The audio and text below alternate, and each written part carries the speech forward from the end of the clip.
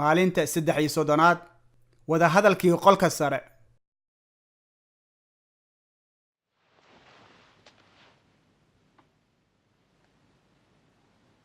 kan dhaxdin idinku weyn ha idinku yaraado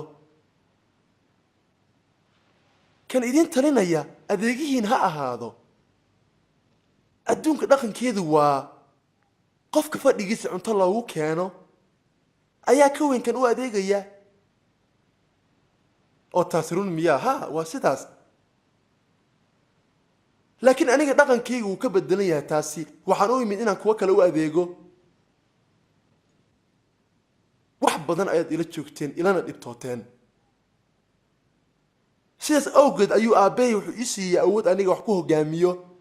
sidaa awgeed ayaan aniga waxaan idin siinayaa awooddeeda si aad wax u hogaamisaan boqortooyadeeda dhexdeeda ayaan wax iskula cunaynaa kuna cabbi doonaa si aad u xukuntaan 12 qabiil ee reer Israa'iil rabbiyow qofku qiyaani kara ma jiro markaas idageysa Simonow waa shaydaan siduu rabay inuu dhammaantiin idin jaribo wuxuu rabaa inuu idin kala qaybiyo sida masagada loo haadiyo anigu waxaan kugu duceeyay inuu rumaysadkaaga khasaarin markaad ii toobad keento xerta kalena ku dhiirigeli sayidow anigu waxaan diyaar u ahay inaan xabsiga kula galo oo weliba kula dhinto idageysa Butrosow runtii intuu diiqo ciin subaxan ka hor 3 jeer ayaad idafiri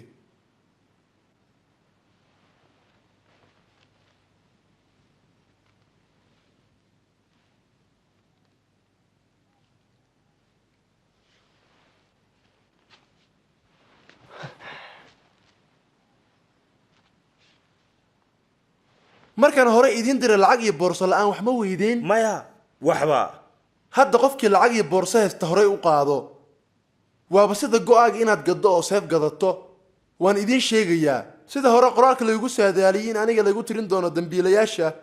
wixii hore aniga laygu qoray hadda ay dhacayaan rabbiyo arag waa kuwan 2 seefood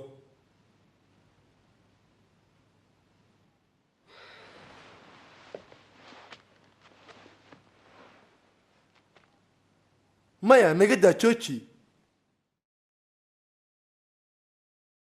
kow waa kuma kan ugu sareeya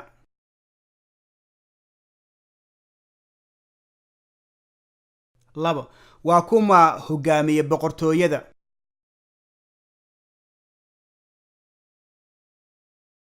saddex waa maxay hawsha ugu weyn ee hogaamiyaasha boqortooyada